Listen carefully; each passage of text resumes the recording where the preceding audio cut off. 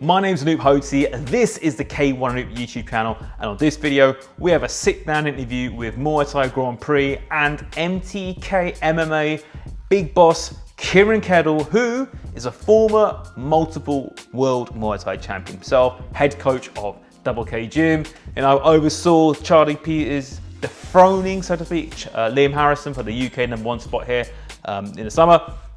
Kieran, who has recently emigrated to Canada from the UK, has big plans for pushing the growth of the sport, that is Muay Thai and Kickboxing, both rule sets in the North America. So in this interview, it's very interesting to hear what strategy he has at play there, for now he's moved over to North Americas, and continuing the growth of Muay Thai and Kickboxing, not just in the UK, but throughout Europe, going as far as Australia and much, much more.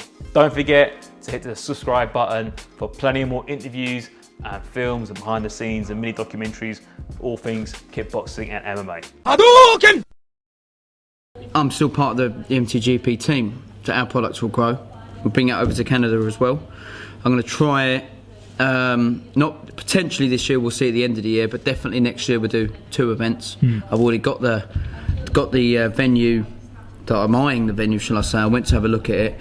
They recently did a Muay Thai show there, so when I go back, I'm going to go and see the booking agent and manager for next year. I think it's a really good place. So yeah, we should do 2 events there next year, I hope. I've got to go and see the Muay Thai Council of Canada.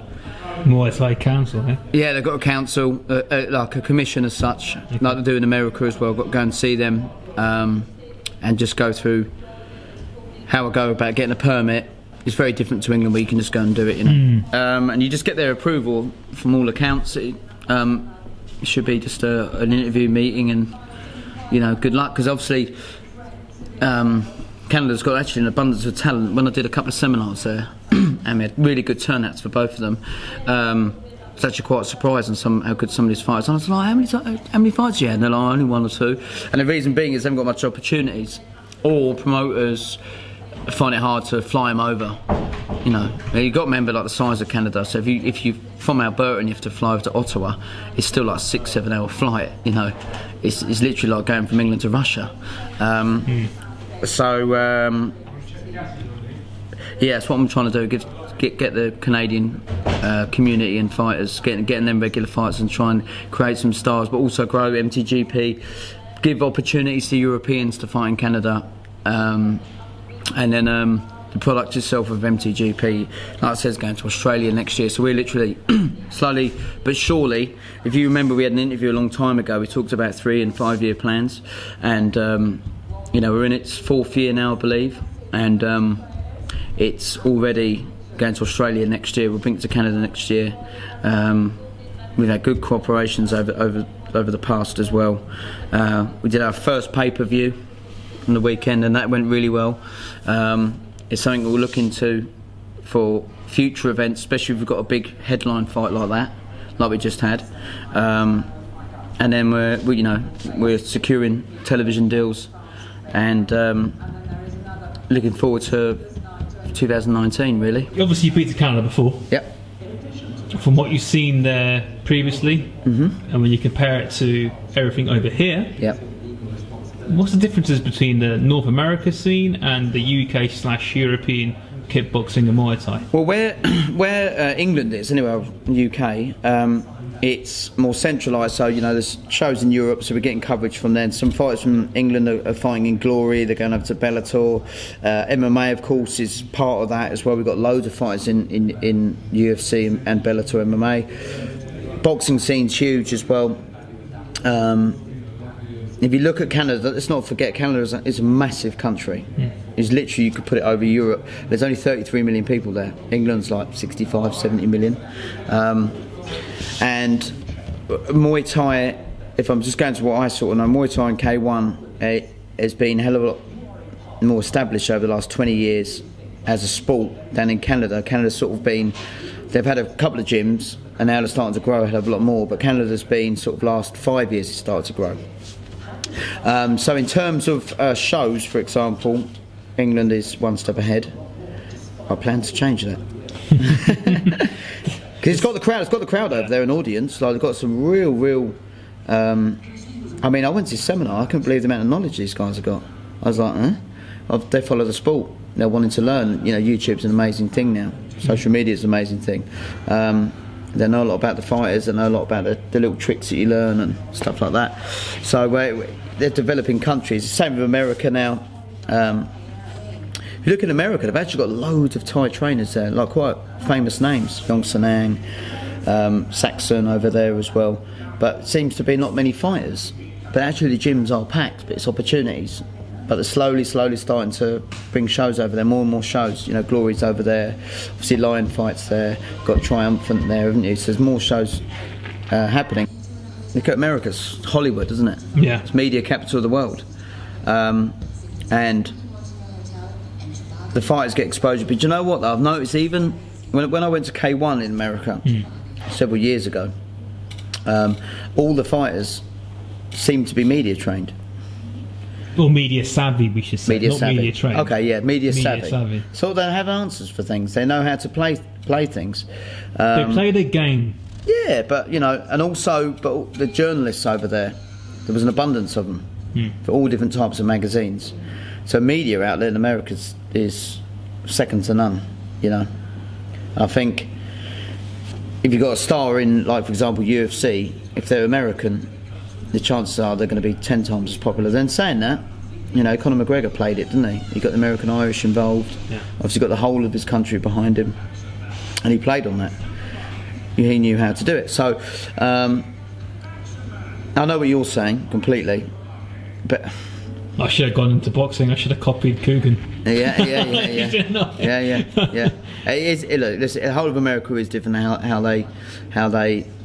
If you go to one of the shows, basically they have like a press table and it's huge, even for weigh-ins, press conferences, and even the American audience. When we did a press conference at this K1, all this press turned up, but the press conference went on for 2.5 hours. There was Q&As going on left, right, and centre. In Europe, it doesn't happen. It'll be over in 15 minutes. Last two questions. Yep. Will you miss England, and who's going to replace you at Double K Gym? I'm irreplaceable.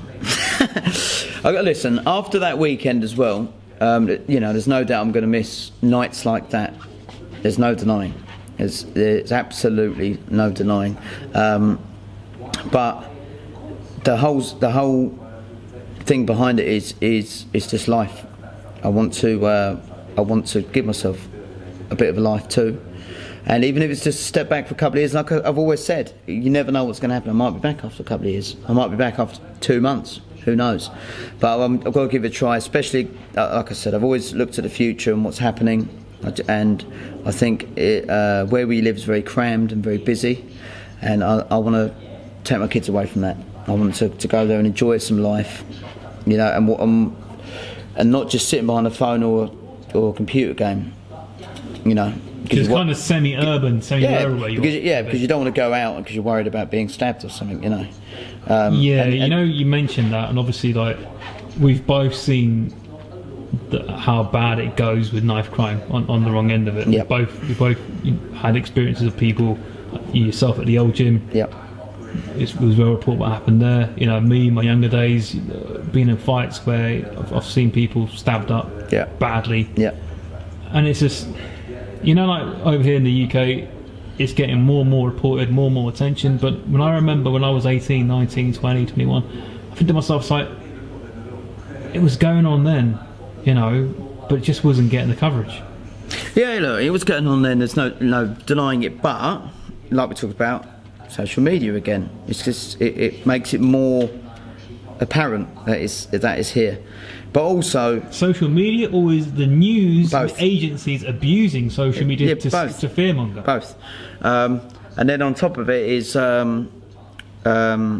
what you have is then a fear factor, and the fear factor implements, and then people go, oh, it's going on left, right, and it's crazy. But I also think populations, England's nuts, isn't it, for population, especially London, it's ridiculous. Like, it's just your shoulders to shoulders some place you go to, and that in itself creates an anger, aggression, you need space. It's very hard to get space here. Oh yeah, in Canada it's massive. Yeah, I've seen it lots of myself. Like, space. it's so much space. The houses are bigger. The spaces, the roads, everything is just absolutely. much. You've got more space. Yeah, it's absolutely. It's a peace of mind also.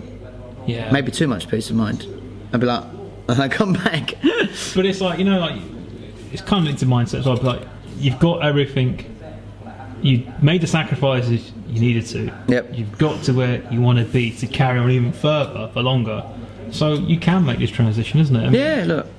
It's whether it's you with what you're doing with the operation side of combat sports, or whether it's like Warren, you know, called it quits of fighting and went off to focus on energy and acting, and he's up there. He's an A-lister. It's fair to say. Yeah. You know, it takes time and lots of commitment. I've always said, you can always come back. You've got this one life, haven't you? Make the most of it.